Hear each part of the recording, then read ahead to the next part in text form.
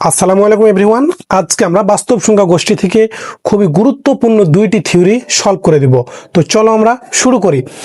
দেখো, আমরা টাইপ 1-এ আছি। আজকে আমরা 3 এবং 4 দুইটা থিওরি, খুবই গুরুত্বপূর্ণ থিওরি সলভ করে দেব। তো সর্বপ্রথমে আমরা 3 নাম্বার থিওরিটা বোর্ডে উঠাই নিয়েছি। বলছে দেখাও যে দুইটি ভিন্ন মূলদ সংখ্যার মধ্যে মধ্যে কমপক্ষে একটি মূলদ সংখ্যা যে বিদ্যমান। ঠিক আছে, অর্থাৎ দুইটা মূলদ সংখ্যা। এখন প্রশ্ন মূলদ সংখ্যা কি, বা তার আগে তোমাদের বলে রাখি, এই প্রশ্নটা আরো অন্যভাবে আসতে পারে যে মূলদ সংখ্যার ঘনত্ব ধর্ম বা ডেনসিটি থিওরিয়াম বা ঘনত্ব উপপাদ্যটি প্রমাণ করো। যদি তোমাকে ঘনত্ব ধর্ম মানে মূলদ বা অমূলদ কথাটা নির্দিষ্ট করে না দেয়, তাহলে তোমাকে মূলদ এবং অমূলদ দুইটার জন্যই প্রমাণ করতে হবে। আমাদের মূলদ দিয়ে একটা আছে, আরেকটি আছে কি অমূলদ দিয়ে। তো তোমাকে যদি নির্দিষ্ট করে না দেয়, মূলদ বা অমূলদ নির্দিষ্ট করে না দেয়, তাহলে দুইটাই প্রমাণ করতে হবে। আর যদি নির্দিষ্ট করে দেয় যে মূলদ সংখ্যার ঘনত্ব ধর্ম বা ঘনত্ব উপপাদ্যটি প্রমাণ করো, অথবা এভাবে বলা থাকতে পারে যে অমূলদ সংখ্যার ঘনত্ব উপপাদ্যটি কি তোমার প্রমাণ করো। তো এখন কথা যে এটা আমাদের কি মূলদ সংখ্যার ক্ষেত্রে, তাই আমরা মূলদ সংখ্যা নিয়ে আলোচনা করব, বা মূলদ সংখ্যার যে উপপাদ্যটা সেটা নিয়ে আলোচনা করব। এটাকে ডেনসেস বা ডেনসিটি থিওরাম বলে। তো চলো আমরা এখন সহজভাবে উপস্থাপনের চেষ্টা করি। দেখো, মূলদ সংখ্যা কাকে বলে, মূলদ সংখ্যা কি, এইগুলো তোমরা এর পূর্বে কিন্তু আমরা অনেক জেনে এসেছি। মোটামুটি আমরা ক্লাস 9-10 থেকে এগুলো জেনে আসছি যে মূলদ সংখ্যা কি, মূলদ সংখ্যা কাকে বলে, মূলদ সংখ্যা কোনগুলো। তো আশা করি এইটা নিয়ে আর তোমাদের বিস্তারিত বলতে হবে না। তারপরেও সংক্ষেপে যদি বলি যে মূলদ সংখ্যা সেটাই যাকে পি বাই কিউ আকারে প্রকাশ করা যায়, পি বাই কিউ আকারে প্রকাশ করা হয়, যেখানে কি কিউ নট ইকুয়াল 0, অর্থাৎ কিউ এর মান 0 নয়। কারণ কিউ এর মান যদি 0 হয় তাহলে কি হবে বলতো, সংখ্যাটা অসংজ্ঞায়িত হয়ে যাবে। এই কারণে কিউ এর মান 0 হতে পারবে না। অর্থাৎ পি বাই কিউ আকারে যে সংখ্যাকে আমরা প্রকাশ করি সেটাই কি আমাদের মূলদ সংখ্যা। তাহলে এই যে দেখো যে 5/5 এটাও কিন্তু একটা মূলদ সংখ্যা। কারণ কি 5/1 আকারে লেখা যায়, 2/5, এই মনে করো যে 3/5, আরো হাজার অসীম, এগুলোকে সবগুলোকে তুমি কি যে তোমার মূলদ সংখ্যা। তো সেগুলো নিয়ে আর এখন এখানে বিস্তারিত আলোচনা করছি না। এখন আমরা সহজভাবে উপস্থাপনের চেষ্টা করব। দেখো, এখানে বলছে তোমাকে একটি মূলদ নিয়ে আসতে হবে, একটি মূলদ। তোমাকে যদি অসংখ্যর কথা বলতো তাহলে কিন্তু একটু থিওরিয়ামটা অন্যরকম ভাবে আমরা প্রমাণ করবো। যেহেতু এখানে একটির কথা বলা হয়েছে, তা আমরা সেভাবে উপস্থাপনের চেষ্টা করবো। দেখো, এই ম্যাথটা মেজরদের 7 এবং 10 সালে এবং নন মেজরদের 14 এবং 23 সালে, অর্থাৎ ভালো একটি ম্যাথ। ঠিক আছে, আমরা এই ম্যাথটা এখন প্রমাণ করব। মনে করি এ ও বি মূলদ সংখ্যা কি, আমাদের দুইটি ভিন্ন মূলদ সংখ্যার মধ্যে কিন্তু বলে দিয়েছে, তোমাকে প্রমাণেই বলে দিয়েছে, প্রশ্নতেই বলে দিয়েছে যে দুইটি ভিন্ন মূলদ সংখ্যা। তাহলে দুইটা ভিন্ন মূলদ সংখ্যা তো আমাদের আগে ধরতে হবে। তাহলে এ ও বি দুইটা কি মূলদ সংখ্যা, বা তুমি বলতে পারো যে মনে করি এ ও বি যে কোনো দুইটি মূলদ সংখ্যা। ঠিক আছে, যেখানে এ লেস দেন বি, অর্থাৎ বিটা বড়, এটা ছোট। দুটা যদি মূলদ সংখ্যা হয়, ভালো করে চিন্তা করে দেখো তো, দুইটা তুমি যদি মূলদ সংখ্যা নাও তাহলে কি দুইটা সমান হবে? দুইটা ভিন্ন যদি মূলদ সংখ্যা, এখানে ভিন্ন, এই যে ভিন্ন কথাটা কিন্তু গুরুত্বপূর্ণ। ভিন্ন কথা বলেছে, দুইটা ভিন্ন মূলদ সংখ্যা কি, অবশ্যই একটা ছোট হবে, একটা বড় হবে। মনে করো এ এর মান 2 আর বি এর মান 5 বা -5 বা -2, যে কোনো একটা ছোট বড় কিন্তু হবে। যদি এখানে ভিন্ন কথাটা না থাকতো তাহলে এ সমান 2, বি সমান 2 আমি নিতে পারতাম। কিন্তু এখানে যেহেতু ভিন্ন উল্লেখ করে দেওয়াই আছে, তাহলে অবশ্যই কি একটা ছোট এবং একটা বড় হবে। আশা করি এগুলো বিষয় তোমরা সবই জানো। এরপর আমি একদম জিরো লেভেল থেকে ব্যাখ্যা দেওয়ার চেষ্টা করছি। আশা করি তোমরা আমাদের সাথেই থাকবে। আর তোমরা যদি এইভাবে গণিত শিখতে চাও, এভাবে যে আমাদের পেইড কোর্সে, আমাদের ক্যালকুলাস 1 মেজর নন মেজর উভয় কোর্সে ভর্তি চলছে। তোমরা স্ক্রিনে দেওয়া নাম্বারে একদম সরাসরি হোয়াটসঅ্যাপে আমাকে কল দিয়ে সর্বোচ্চ ডিসকাউন্টে ভর্তি হতে পারবে। ঠিক আছে, তো দেখো এখন আমরা এটা প্রমাণ করব। দেখো, যেখানে এ লেস দেন বি, এখন দিয়ে আমরা এই প্রমাণটা শুরু করব। এখন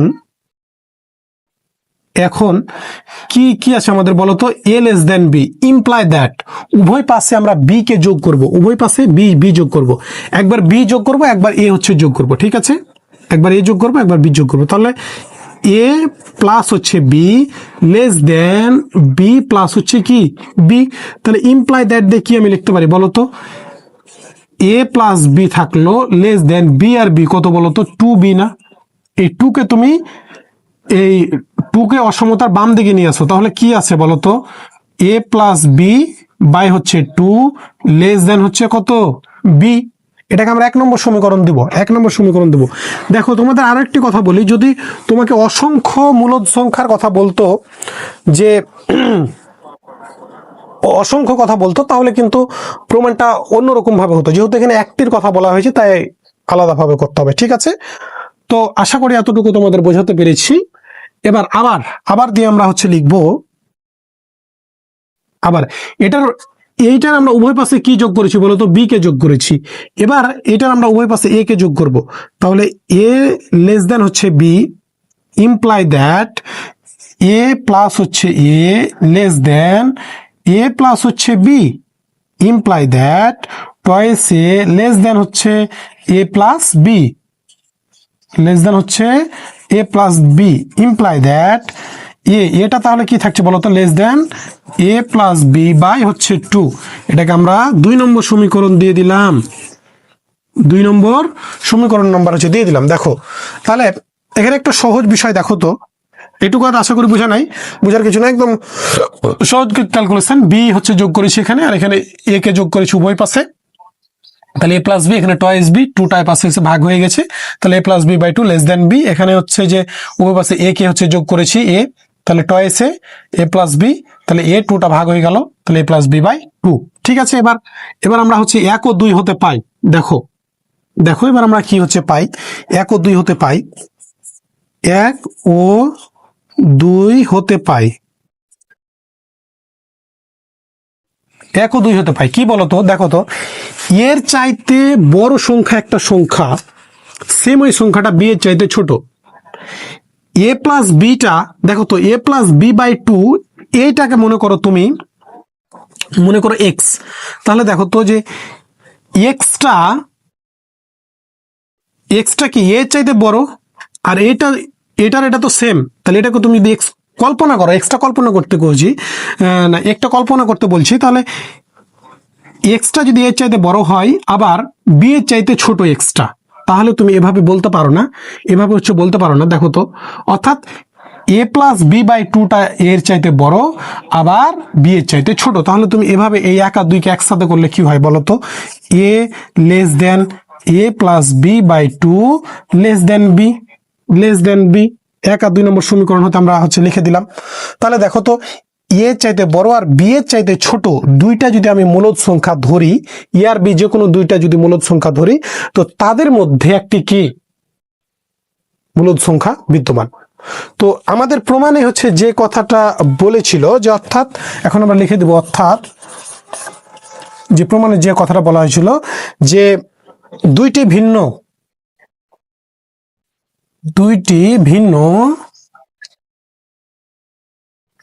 মূলদ সংখ্যার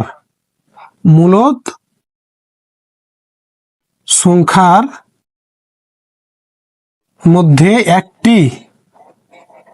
একটি কি মূলদ সংখ্যা, দুইটি ভিন্ন মূলদ সংখ্যার মধ্যে কমপক্ষে একটি, বলতে পারো সংখ্যার মধ্যে কমপক্ষে, আরো থাকতে পারে হ্যাঁ, বা আছে, কিন্তু আমাদের প্রমাণে যেহেতু একটি চেয়েছে তাই আমরা একটি হচ্ছে প্রমাণ করে দিলাম, অর্থাৎ দুইটি ভিন্ন মূলদ সংখ্যার মধ্যে কমপক্ষে একটি মূলদ সংখ্যা বিদ্যমান, মূলদ সংখ্যা বিদ্যমান আমাদের হচ্ছে প্রমাণিত, ঠিক আছে। তো একদম তোমাদের সহজভাবে উপস্থাপনের চেষ্টা করেছি, এরপরেও যদি তোমাদের কোনো কনফিউশন থাকে আমাকে নির্দ্বিধায় জিজ্ঞাসা করবে। তো এবার চলো আমরা 4 নম্বর থিওরিটা সহজভাবে উপস্থাপনের চেষ্টা করব। দেখো এবার আমরা থিওরিয়াম 4টাকে সহজভাবে উপস্থাপনের চেষ্টা করব। বলছে যদি এক্স একটি ধনাত্মক বাস্তব সংখ্যা, কি ধনাত্মক বাস্তব সংখ্যা, এবং ওয়াই যে কোনো বাস্তব সংখ্যা হয়, তবে দেখাও যে একটি ধনাত্মক পূর্ণ সংখ্যা n বিদ্যমান থাকবে যেখানে nx গ্রেটার দেন ওয়াই। তো এই প্রশ্নটাকে এভাবেও লেখা থাকতে পারে যে বাস্তব সংখ্যার আর্কিমিডিসের এই নিয়মটা হচ্ছে কি, বাস্তব সংখ্যার আর্কিমিডিসের নিয়ম বা বাস্তব সংখ্যার আর্কিমিডিসের উপপাদ্য। এভাবে বলতে থাকতে পারে যে বাস্তব সংখ্যার আর্কিমিডিসের নিয়মটি বা উপপাদ্যটি বর্ণনা করো। ঠিক আছে, তো এই ম্যাথটা মেজরদের 16 সালে এবং নন মেজরদের কি 22 সালে এসেছিল, অতএব উভয়ের জন্যই গুরুত্বপূর্ণ লেভেলের একটি ম্যাথ। ঠিক আছে, তো চলো এই ম্যাথটা একদম আমরা সহজভাবে উপস্থাপনের চেষ্টা করি। দেখো, এক্স একটি ধনাত্মক বাস্তব সংখ্যা। তো বাস্তব সংখ্যা, ধনাত্মক বাস্তব সংখ্যা, পূর্ণ সংখ্যা, এইগুলো কি তোমাদের বইও দেওয়া আছে সুন্দর করে বইয়ের শুরুতে, এবং এইগুলো আমরা 9-10 থেকে কিন্তু জেনে আসছি যে কোনটা ধনাত্মক বাস্তব সংখ্যা, কোনটা ধনাত্মক সংখ্যা, কোনটা পূর্ণ সংখ্যা, সবই এগুলো জানি, মূলদ অমূলদ সবই এগুলো জানে।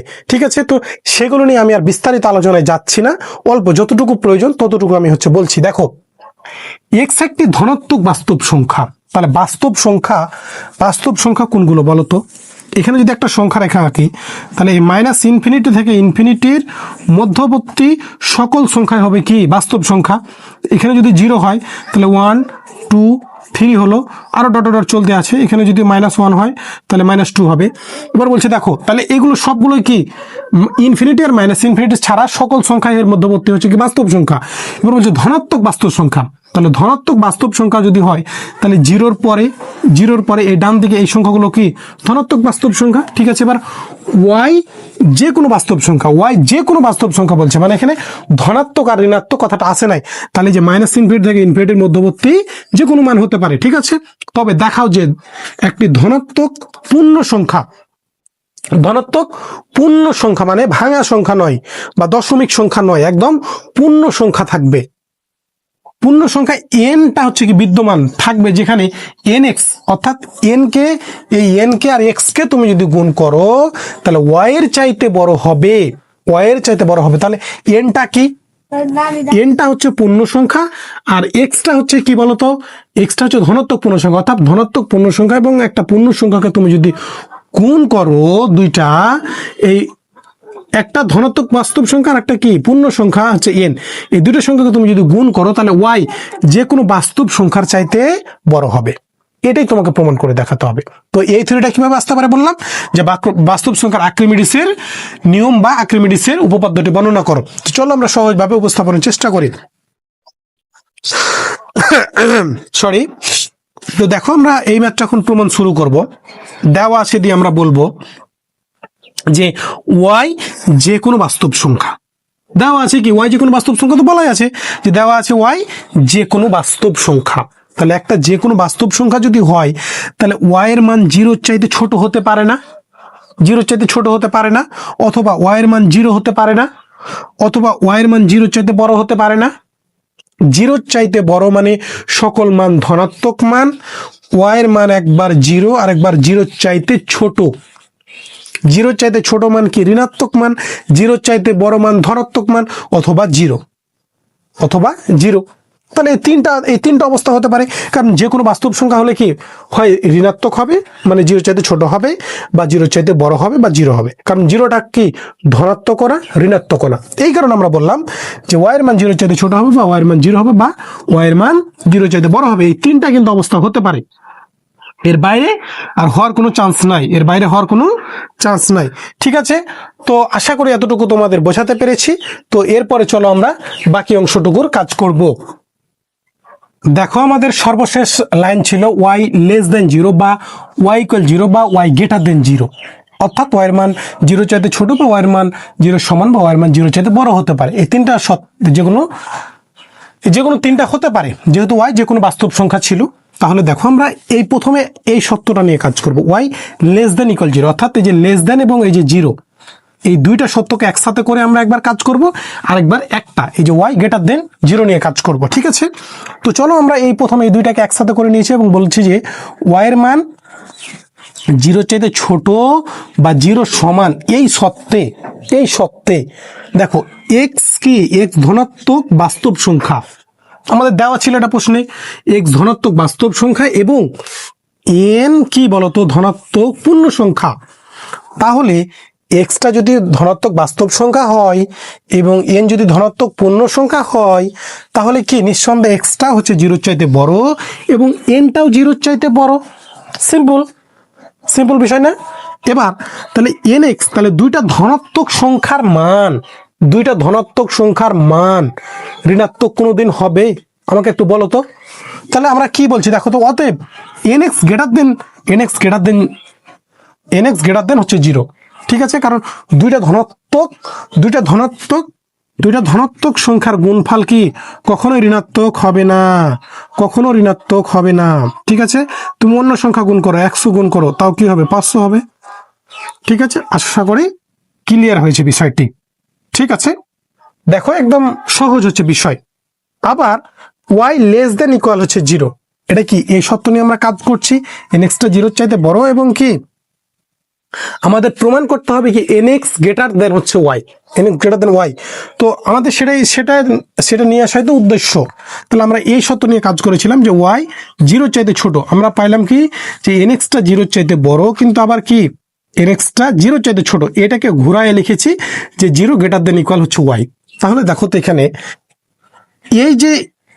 এই যে সমীকরণটা, এটাকে তুমি 1 নম্বর সমীকরণ দাও আর এটাকে হচ্ছে তাহলে 2 নম্বর সমীকরণ দিতে হবে।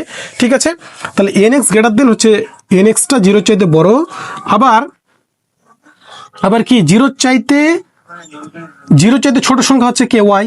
তাহলে এন এক্স জিরোর চাইতে বড়, এই যে এই তিনটা 1 আর 2 কে আমরা 1 ও 2 হতে পাই ভাবে লিখতে পারি না, এন এক্স গ্রেটার দেন জিরো গ্রেটার দেন হচ্ছে ওয়াই। তুমি যদি মনে করো যে আমি এখানে ইকুয়ালটা দিব না, এখানে দিব না, তাও সমস্যা হবে না, বা এর পরবর্তী লাইনে দিবা না, সমস্যা হবে না। এর পরবর্তী যদি আরো একটি লাইন করো, কারণ তোমার প্রমাণে যেটা দরকার সেটা তো তোমাকে দিতে হবে, তাই না? তাহলে এন এক্সটা কি, এন এক্সটা যদি জিরোর চাইতে বড় হয় আর ওয়াইটা যদি আবার ওয়াই চাইতে জিরো বড় হয়, তাহলে আমি এই জিরোকে এখন সরাই দিলাম, জিরো আমার প্রয়োজন নাই প্রমাণের খাতিরে। তাহলে এন এক্সটা কি, এন এক্স এর গুণফলকে অবশ্যই ওয়াই চাইতে বড়, এন এক্স এর গুণফলকে অবশ্যই জিরো চাইতে বড় না? একদম সহজ বিষয়। হ্যাঁ, তো আশা করি এতটুকু তোমাদের বোঝাতে পেরেছি। আমরা ওয়াই লেস দেন ইকুয়াল জিরোর জন্য কাজ করলাম, এবার আমরা ওয়াই গ্রেটার দেন জিরোর জন্য কাজ করব। ঠিক আছে, তো চলো আমরা শুরু করি। তো তোমরা যদি এইভাবে গণিত শিখতে চাও, এইভাবে সহজভাবে আমাদের সাথে গণিত শিখতে চাও, তাহলে ক্যালকুলাস 1 মেজর এবং নন মেজর উভয় কোর্স আমাদের ভর্তি চলছে, এবং ফান্ডামেন্টাল ম্যাথ এবং লিনিয়ার অ্যালজেব্রা ও জিওমেট্রি এইসব পেইড ব্যাচে ভর্তি চলছে। পেইড ব্যাচে ভর্তি হতে স্ক্রিনে দেওয়া নাম্বারে সর্বোচ্চ ডিসকাউন্ট পেতে একদম সরাসরি আমার সাথে কথা বলতে পারো, এবং গণিতের যে কোনো কনফিউশন, যে কোনো সমস্যায় পড়লে লাইভ সমাধানের মাধ্যমে একদম সকল কনফিউশন দূর করে নিতে পারো। তো স্ক্রিনে দেওয়া নাম্বারে আমাদের সাথে যোগাযোগ করো। তো চলো এরপরে আমরা এর বাকি অংশের কাজটুকু সেরে ফেলি। তো এবার হচ্ছে দেখো, আমরা ওয়াই গ্রেটার দেন জিরোর জন্য হচ্ছে প্রমাণ করব ওয়াই গ্রেটার দেন জিরোর সত্ত্বে। আমরা সর্বপ্রথমে ওয়াই লেস দেন জিরো বা Y less than equal zero এই দুইটার জন্য হচ্ছে দেখাই দিয়েছি। আমাদের দেখো প্রমাণ করতে হবে কি N X greater than Y, এটা প্রথম সত্ত্বে আমরা কিন্তু তোমাকে দেখাই ফেলেছি। এখন দ্বিতীয় যে সত্যটা আছে, দ্বিতীয় যে সত্যটা আমরা ধরবো তার বিপরীত ধরবো, যেটা আমাদের প্রমাণ করতে হবে সেটার বিপরীত ধরবো। দেখো এখানে এন এক্স আমরা ধরে নিব যে N X greater than Y, যা কি সত্য নয়।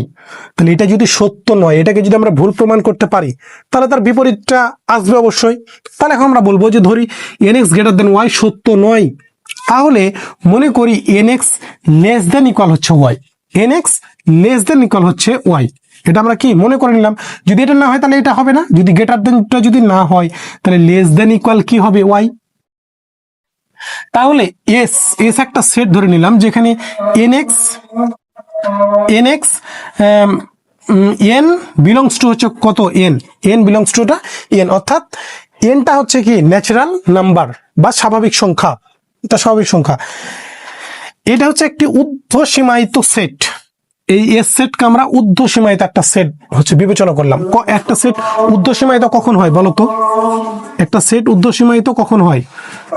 1 2 মনে করো 6, এই হচ্ছে 7। ঠিক আছে, এই সেটটা কি ঊর্ধ্বসীমায়িত। তো এইগুলো বিষয়ে আমরা কিভাবে জানি? তো এই কারণে বেসিক আমি দুইটা কিন্তু বড় বড় ক্লাস নিয়েছি, ওইগুলো ক্লাস মিস করা যাবে না, বা ওইগুলো ক্লাস স্কিপ করা যাবে না। স্কিপ করলে তোমারই ক্ষতি, তুমি এইগুলো বুঝতে তোমার লেট হবে, বুঝতে সময় লাগবে। এই যে এনএক্স, এই যে এই ঊর্ধ্বসীমায়িত এই কথাটা আসলো, এগুলো আমরা কি সবগুলোই কিন্তু হচ্ছে এখনো যে কথাগুলো বলবো সম্পূর্ণতা স্বীকার্য অনুযায়ী, এগুলো সবই কিন্তু আমরা বেসিক ক্লাসে কেন কিভাবে আছে সবকিছু হচ্ছে বিস্তারিত আলোচনা করেছি। তাই সেইগুলো ক্লাস দেখে, এগুলো ক্লাস দেখলে তোমার একদম এইগুলো পানির মতো সহজ হয়ে যাবে এবং তুমি নিজে থেকে বুঝতে পারবা, বই দেখেই বুঝতে পারবা, আমার ভিডিও নাও দেখা লাগতে পারে, ঠিক আছে? কারণ এখানে আলাদার কিছু নাই। তো দেখো, এস একটা ঊর্ধ্বসীমায়িত সেট। কেন ঊর্ধ্বসীমায়িত? কারণ বাম থেকে ডান দিকে বৃদ্ধি পেয়েছে, দেখো বৃদ্ধি পেয়েছে, তাহলে সেটা ঊর্ধ্বসীমায়িত সেট। অতএব সম্পূর্ণতা স্বীকার্য অনুযায়ী সুপ্রিমাম এস বিদ্যমান। তাহলে এই সেটটার সুপ্রিমাম কি বলতো? একটা সেটের ঊর্ধ্বসীমা অনেক কিন্তু থাকবে, 7-এর পরে এই সেটটার যত মান আছে 8, 9, 10, 1000 ইনফিনিটি পর্যন্ত সবই মান কিন্তু এই সেটের কি ঊর্ধ্বসীমা।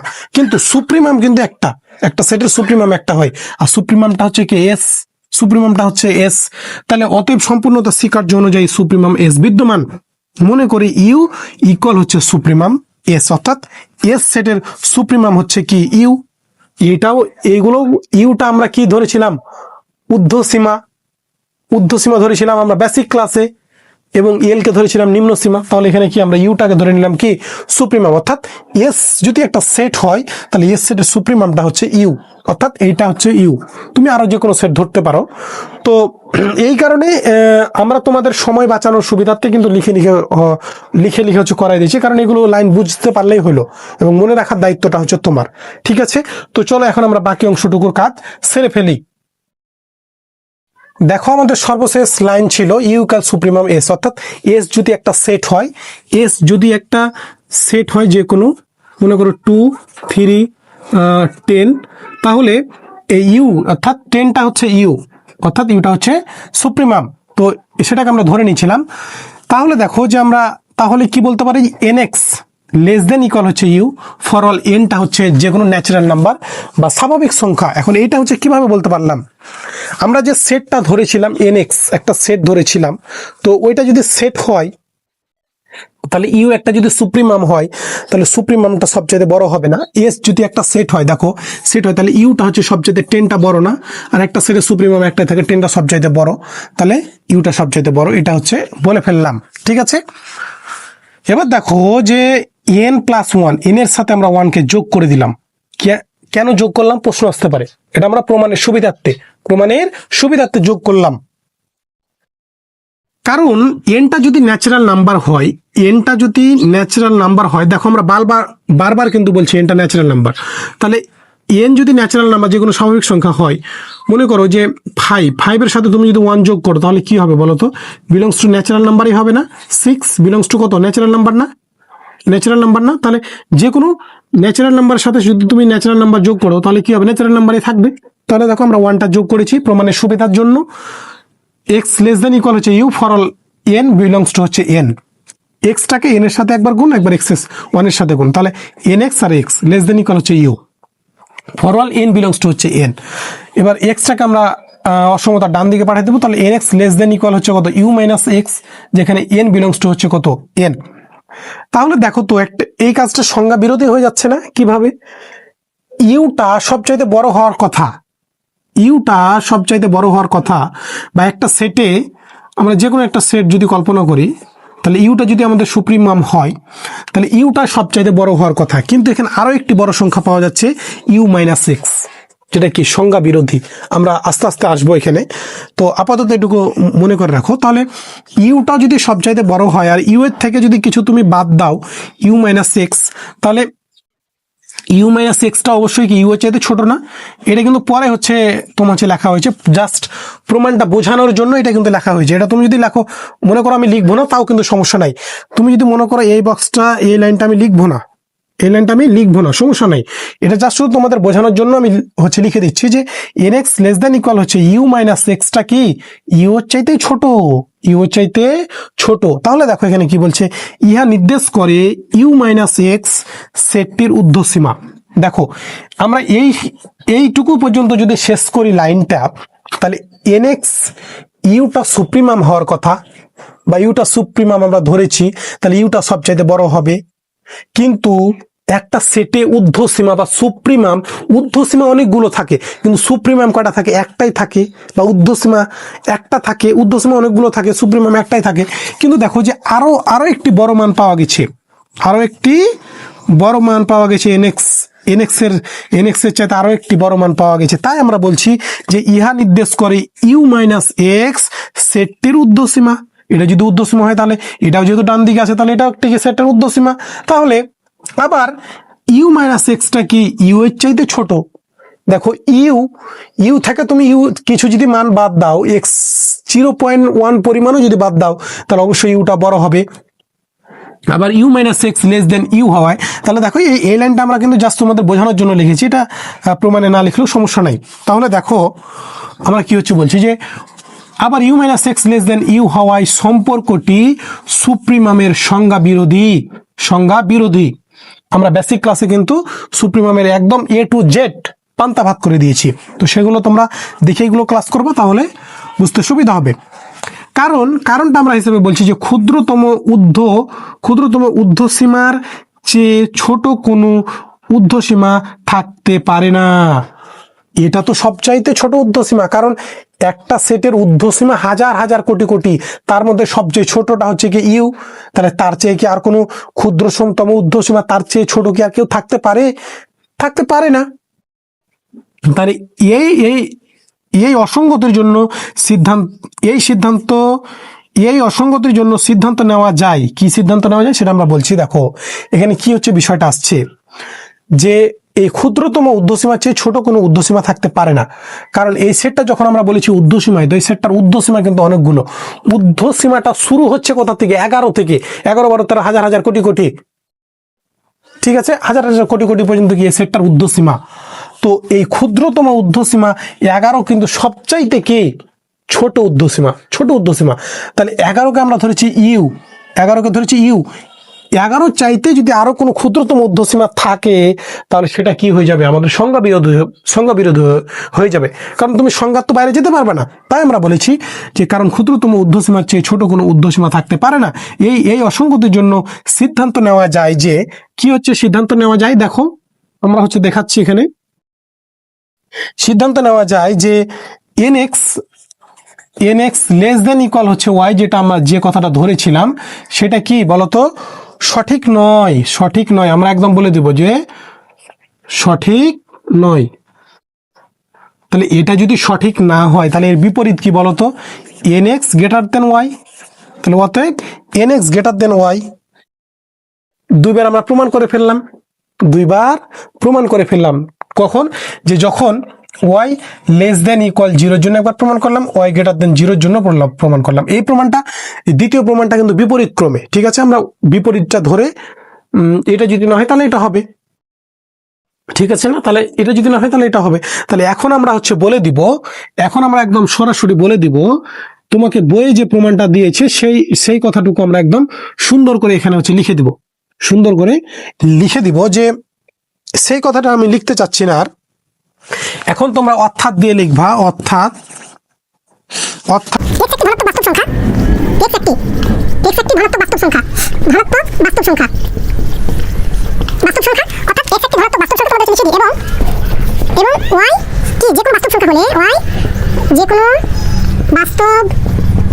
সংখ্যা হলে একটি ধনাত্মক পূর্ণ সংখ্যা, একটি ধনাত্মক, যে আমাদের প্রশ্নটা বই দেওয়া আছে, ঠিক আছে? ধনাত্মক পূর্ণ সংখ্যা কি বলতো?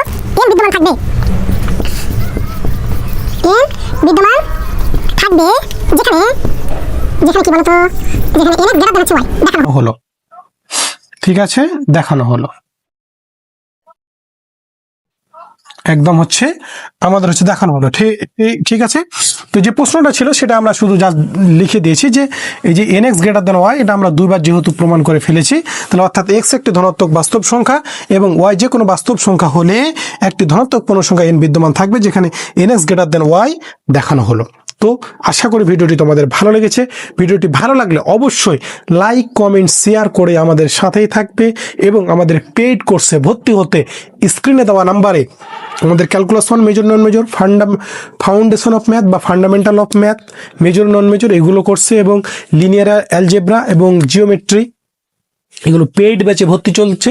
একদম আমরা যত্ন সহকারে, হ্যাঁ, যে কোনো তোমার সমস্যা হলে লাইভ তোমার সাথে কনভারসেশনের মাধ্যমে বোঝানো হবে। তো ধন্যবাদ সবাইকে। আমাদের স্ক্রিনে দেওয়া নাম্বারে সর্বোচ্চ ডিসকাউন্ট পেতে আমার সাথে একদম সরাসরি কথা বলতে পারো। তো ধন্যবাদ সবাইকে, আল্লাহ হাফেজ।